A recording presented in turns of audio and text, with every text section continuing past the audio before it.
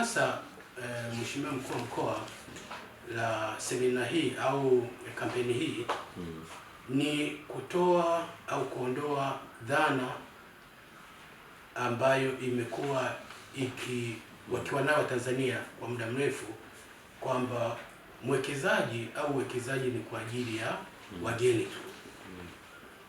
Wakati huu uwekezaji ambao tunauzungumzia upo kwa ajili ya Watanzania pamoja na wageni. Crypto au mtaji kwa ajili ya mgeni ni $500,000. Kwa Mtanzania ni pesa za Kitanzania ambazo ni equivalent na $50,000. Miongoni mwa shughuli ambazo tunategemea kuzifanya katika mkoa huu, kwanza ni kutoa elimu kuhusu uwekezaji katika makundi mbalimbali.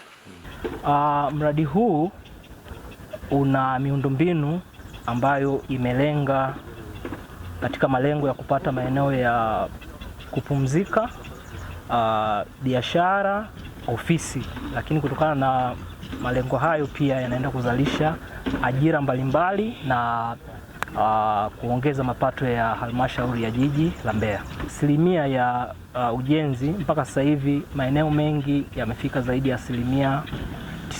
Katika eneo hili la mradi tumewekeza zaidi ya bilioni 8 na fedha hizi zimetoka katika kampuni, lakini fedha nyingine zimetoka katika taasisi za kifedha. Mahusiano yetu na TISEZA, faida ambazo tumeweza kuzipata kutokana na kushirikiana na TISEZA. Niweze kuambia tu ndugu wa Tanzania, hii ni mamlaka ya uwekezaji pamoja na maeneo maalum ya kiuchumi Tanzania ambayo inafanya kazi kwa karibu na wawekezaji wa Kitanzania, lakini na wale walio nje ya Tanzania pia. Kwa maana ya kwamba ukiwa wewe umetoka nje ya nchi unataka kufanya uwekezaji, na ikiwa wewe ni Mtanzania unataka kufanya uwekezaji, ni muhimu sana kujisajili huku TISEZA.